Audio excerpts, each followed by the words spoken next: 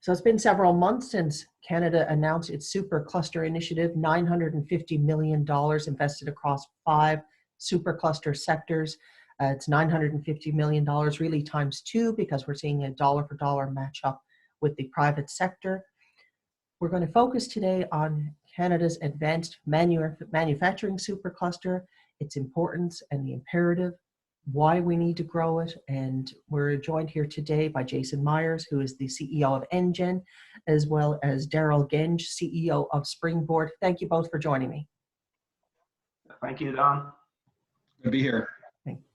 So looking at, I'd say the past decade and a half in Canada, the manufacturing sector has been in decline. I believe between 2000 and 2015, there was a 5% decline, both in terms of output and even more so in terms of remuneration and its impact on the economy.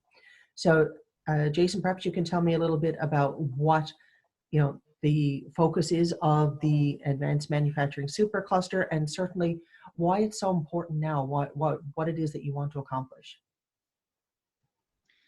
Well, NGen, Next Generation Manufacturing Canada, which is the organization that I direct and that is leading the Advanced Manufacturing Supercluster, was established a couple of years ago with the idea of building world-leading manufacturing capabilities here in Canada. We're a high-cost economy in a global economy where buffeted by huge competition. Lots of changes in expectations from customers, from stakeholders, government regulators, and all of that has a big impact on manufacturers even before the COVID crisis that we're facing right now. So in order to not only to grow manufacturing, but for many companies just to survive this whirlwind of change, it really goes to how companies are able to adopt or develop, manage advanced technologies, whether those are digital technologies or new production technologies like 3D printing, or even advanced welding, machining, biotechnology, nanotechnology. That's all a part of what we would call advanced manufacturing technologies today. So we're really focused on how well Canadian companies can do that, scale up, because we, across Canada, have a lot of very small companies, especially in relation to other countries. And in Canada, we only have 250 manufacturing companies that employ over 500 people. In the United States, there are 37,000. And that really distorts a lot of our productivity data, for example. But our focus is on how do we build a world-leading advanced manufacturing sector in Canada, capable of scaling up, capable of supporting all sorts of other objectives like environmental improvement, providing good wages for employees, and particularly now in responding to COVID-19. Unfortunately, this is, I think, a wake-up call for a lot of people in Canada that we can't afford to lose manufacturing. And I think the fact that we are so dependent on American, Chinese supply right now, especially critical products needed to fight COVID-19, is a really good example of why we need to keep a manufacturing sector here in Canada that's very strong. Right. So there's a lot to unwrap there in what you just talked about. I guess the two main points I'm taking away from that specifically are, why Canada's manufacturing sector has declined so much and in comparison to the United States and what their population is. I mean, comparatively, if you're going on a per capita basis, we should be about 10%, they should be 10% larger than us, as opposed to, 10,000%. And I know I'm exaggerating, but there is a monumental difference, as you noted. So that's something we need to understand, is why there is, or has been traditionally in most recent times, such a disparity in the number of large scale manufacturing we have. And we also need to understand certainly, how we can ramp up quickly in response to this COVID pandemic. So those are two things I do want to come back to, but I also want to, I guess, bring Darryl into this conversation and say, Darryl, we're very familiar in Atlantic Canada with the Ocean Supercluster. that seems to be near and dear to everyone's heart here. We are, Atlantic Canada, we are surrounded by ocean. So, why do people here need to be made aware of the manufacturing supercluster, and what is your role with Springboard and NGen here? Yeah, well, I mean, that's an excellent point, Don. We're all very familiar with the ocean supercluster. And if you look at the economy of Atlantic Canada, it's always been very much centered around the ocean. I don't think people, really understand, though, the value and the level of effort that's undertaken, particularly by our research institutions and our small and medium-sized enterprises around the whole manufacturing sector.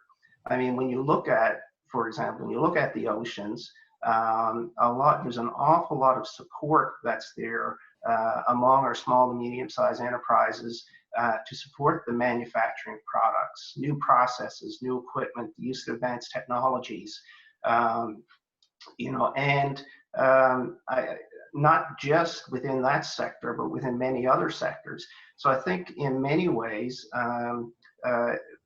many of the companies here have probably flown under the radar a little bit, and a little bit more than, than we would like. And from Springboard's perspective, we're unique in Canada in that we are a network of 19 academic institutions, 14 universities, and 5 college systems. We represent, our membership comprises universities as large as Dalhousie University, which is among the top 15 research institutes in Canada, research universities in Canada, sorry. Right down to some of the smaller community-based universities and colleges.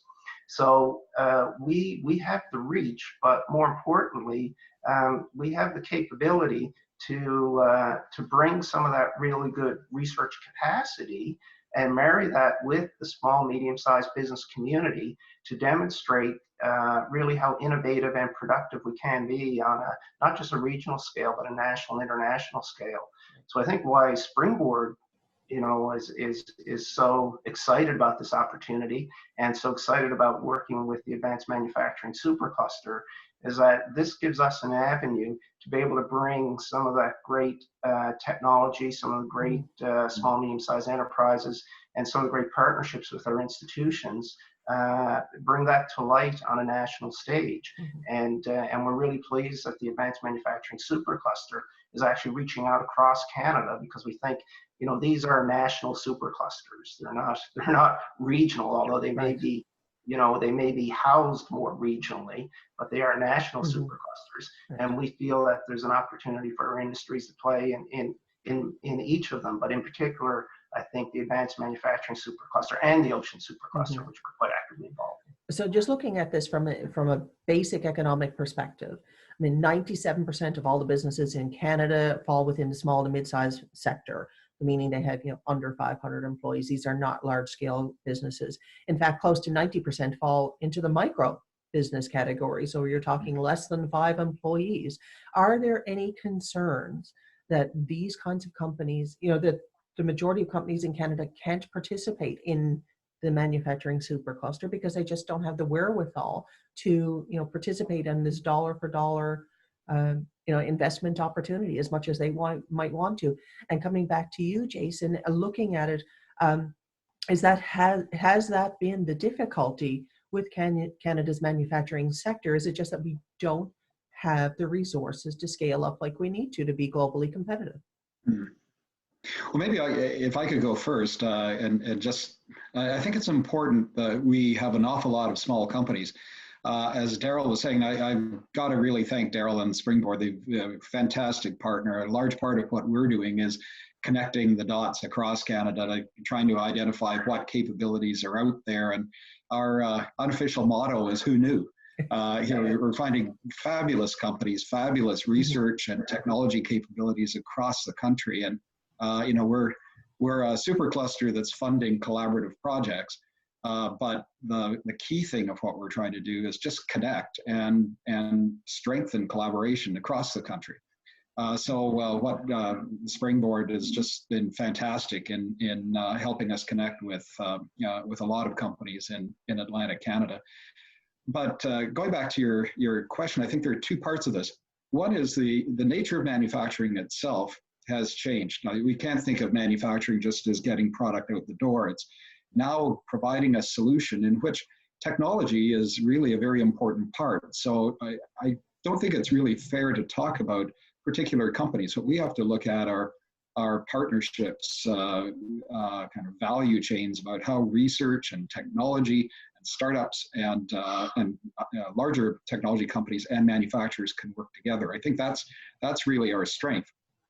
The second thing, though, is that it's also important to realize that although we have a lot of small companies, if you do a comparison between manufacturing in Canada and manufacturing in the United States, our manufacturers are actually a lot more profitable than in the United States. And that's because we are much more specialized. We're focused much more on technology. And because a lot of companies are small, they're a lot nimbler as well, and a lot more flexible, can provide those solutions to companies very rapidly. That's what the competitive advantage of Canadian companies and Canadian SMEs in particular actually is. So I'm not too worried about our ability to develop world-leading manufacturing capabilities. You mentioned some of the challenges that might be out there for companies that want to connect to our supercluster, and I just want to emphasize our membership is open for anybody who contributes to advanced manufacturing across Canada, and there's no fee to become a member. So there shouldn't be any barrier to any small company becoming a member of the Advanced Manufacturing Supercluster. The second is that we're trying to build consortia to develop new solutions and connect those with manufacturing. So there's an awful lot of development work as well as scaling up in manufacturing capabilities going on here. And I think those opportunities just don't exist if companies can't come together. I mean, I really don't know of any manufacturer who wants to buy a technology.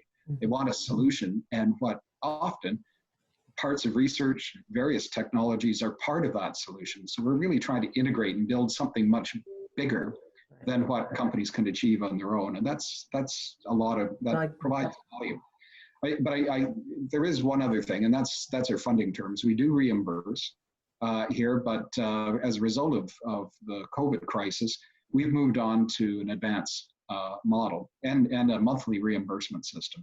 So we're actually finding that the issue is not whether small companies can raise the cash to become involved in this.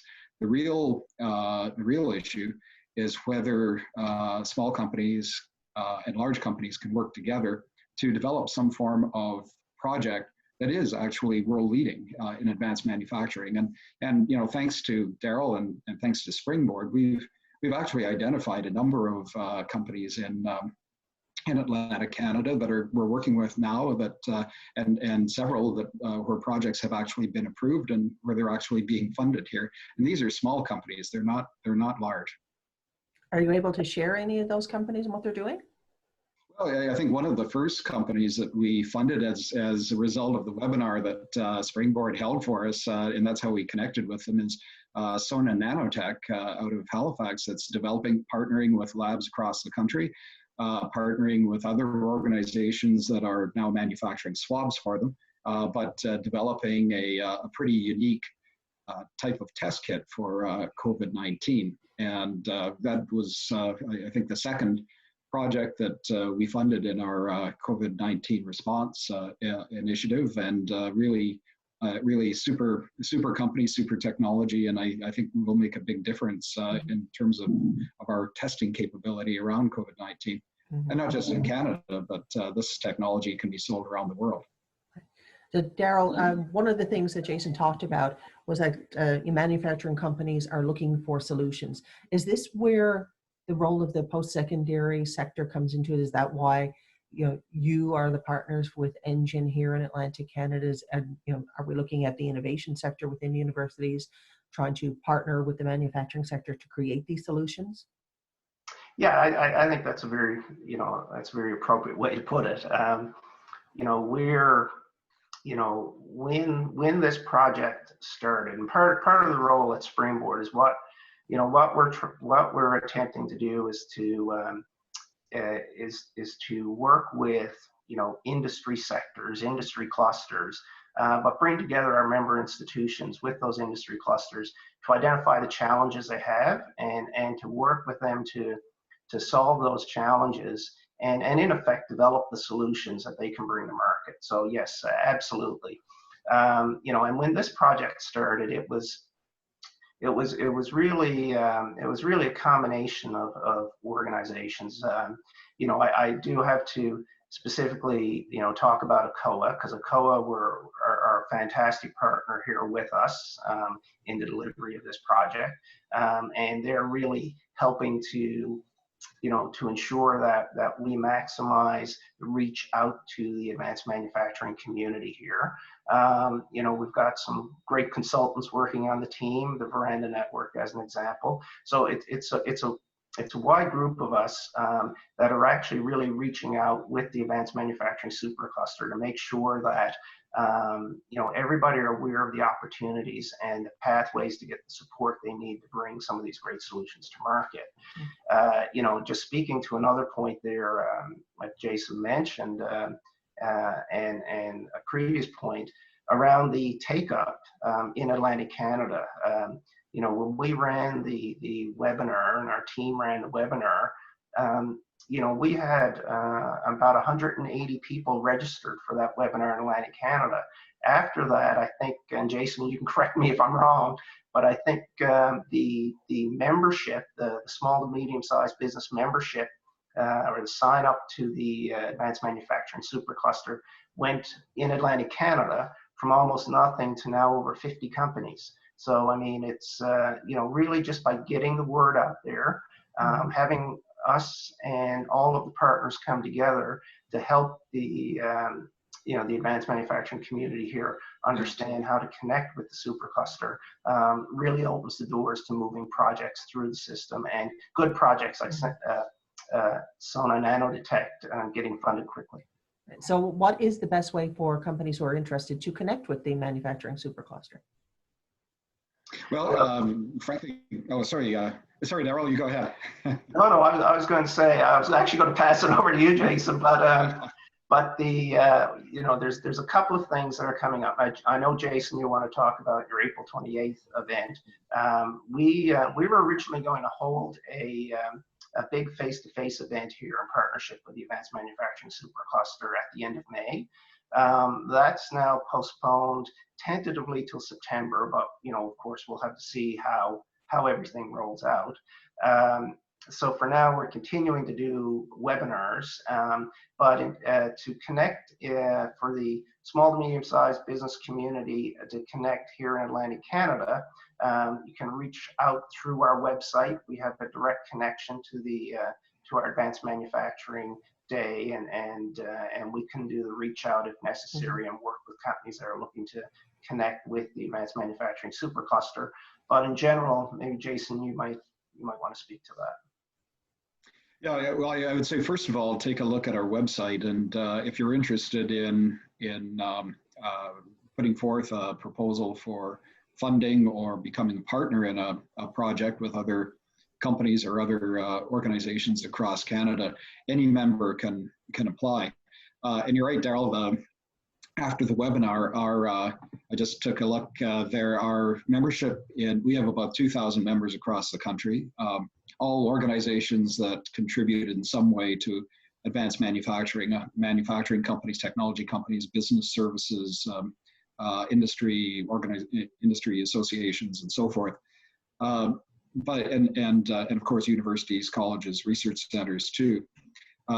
We now have 48 members in Nova Scotia, 38 members in New Brunswick, 10 members in Prince Edward Island, and 5 members in Newfoundland. So Dawn, you're going to have to get out and do some recruiting for us out there in Petty Harbor. but our membership is growing. It's very easy to register, and that gives you an opportunity to see what companies across the country are looking for in terms of projects, potential partnerships, and to connect. So as Darryl was mentioning, we have a virtual collaboration day on the 28th of April, where we'll be showcasing, I think, 25 different technology projects that companies from across the country have flagged.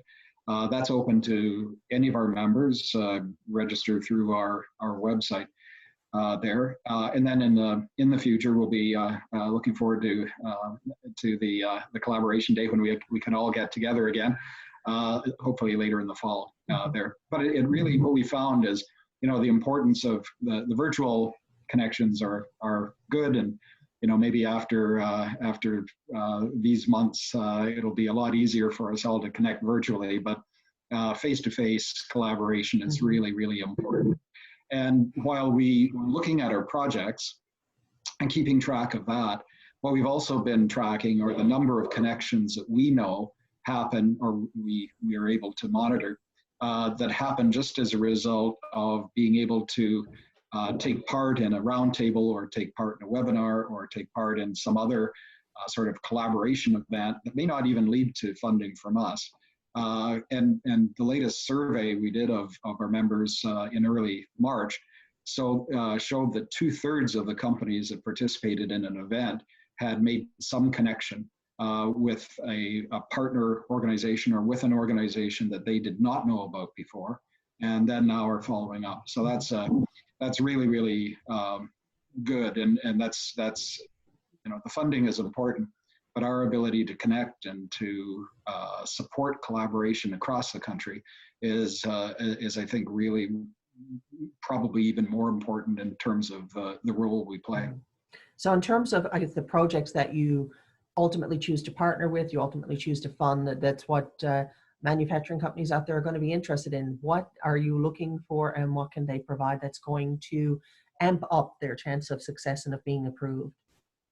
Right. Well, all of our projects are assessed by independent panels of industry technology experts here. So we're, as the management of the Supercluster team, or our board of directors, is not involved whatsoever in the choice of projects. So we're looking for projects that are really that deliver world-leading capabilities in advanced manufacturing, something that is unique, something that can be developed here in Canada and sold to the rest of the world. So they have to be transformative in that sense. Second thing is that they have to be collaborative, where we look for projects where there are partners involved, particularly where there's a manufacturer working with a number of technology companies, or smaller technology companies developing a solution for manufacturing. This is really about integrating technological capabilities. And so the collaborative aspect of projects is really important. And when I talk about collaboration, it's not just a subcontracting relationship. It's companies that come together to co-develop a solution. The third thing that we look for is that we're not really looking at early stage research. We're looking at technology development, or solution development that is close to commercialization. So we kind of fill in that gap between the early stage research and technology prototype development. We fill in the gap, the funding gap, to take that into production. We don't fund full production, but really the launch of manufacturing capabilities. So there has to be some commercial promise, or some impact that can be shown across the country, and that's certainly the case right now with our COVID stream of funding. And then fourth, we take a look at, well, what impact do these projects have on the advanced manufacturing ecosystem in Canada? Is there training involved? Is there some development of technology demonstration sites that other companies could take advantage of, or best practice that could be learned from these technologies? Or is there IP that can be shared more broadly? And many times, that's exactly what happens. I'll give you another example of a project that we're running that has a number of small companies involved, and it's around digitizing hot ladle steel production. So Dofasco is the company, and the challenge is that people who can look into a vat of molten steel and tell when it's ready to pour are retiring, and they need something just about as good in terms of an automated technology that can do that and let them know when steel is ready to pour. So this involves smaller technology companies in the fields of IoT and sensors, cybersecurity, automation, materials. All of them are working together to come up with this project, or to come up with a solution. And of course, that solution will be applied in for Dofasco and Dofasco steel making. But the IP and the solution can be applied in food processing, for example. It could be applied to companies in the chemical industry. Any company that's doing sort of a vat of soup here could take advantage of some of the technology that's developed from this. So we're looking at other commercial applications and other fields of manufacturing, as well as just the project itself. Right. Now, there's no doubt that the most urgent need in the manufacturing sector right now is for personal protective equipment for people who are on the front lines fighting against the COVID pandemic. Darryl, are you finding that any Atlantic Canadian companies are pivoting from what they have done traditionally to meet that demand and supply PPE? Yes, definitely. And I'd also like to highlight that our institutions are really working hand in hand with those companies and with government partners, health authorities, and we'll also see demands now outside of the health authorities and related industries. Related entities. We'll start to see more demand from industry as we transition back to getting back to a more normal economy. It's been there's several teams that have been established throughout Atlantic Canada, focused on providing personal protective equipment. Some of the companies that actually spin outs of our institutions are working quite extensively on solutions there. I know there's a recent company in Newfoundland that was highlighted over the weekend. We're seeing companies here in Nova Scotia, but throughout all of Atlantic Canada. At Springboard, what we're announcing this week actually is a special fund. We have a fund where we support commercialization of innovation, and that fund is actually open to our members through the commercialization offices of each of the institutions. So we're actually opening up that fund to help our institutions partner with industry, businesses, and the healthcare community to try to make available the resources, facilities, any of the research that's happening that could help in this crisis situation.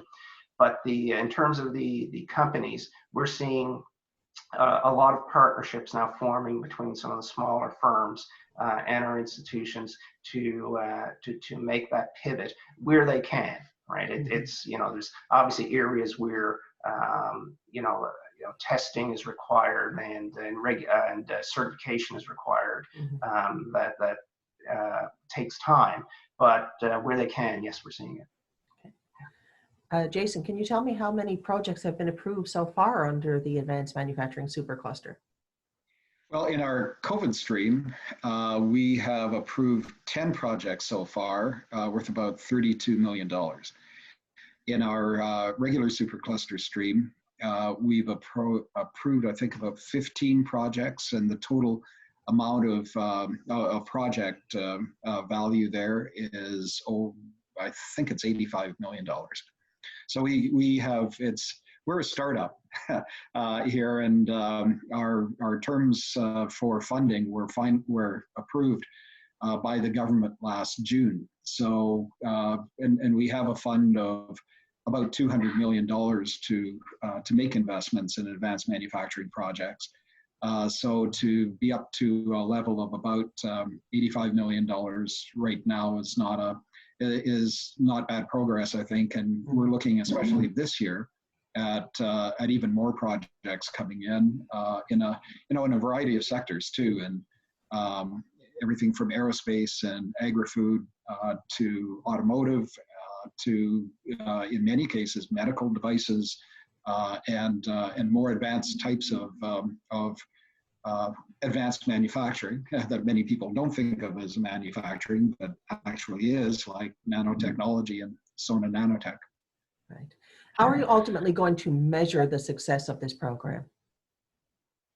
Well, we were asked originally to measure it in terms of job growth and new business creation, and that's certainly part of it.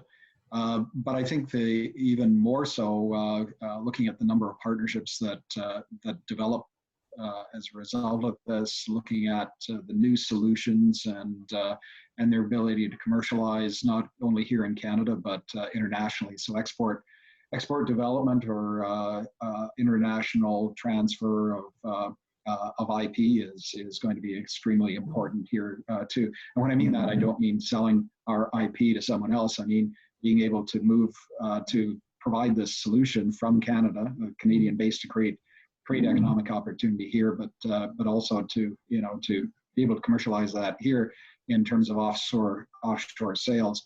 I think the other part that we've seen, and it's been extremely good, what findings that we have around the types of projects that we're funding, these are not just commercial projects to expand manufacturing and to sell more product.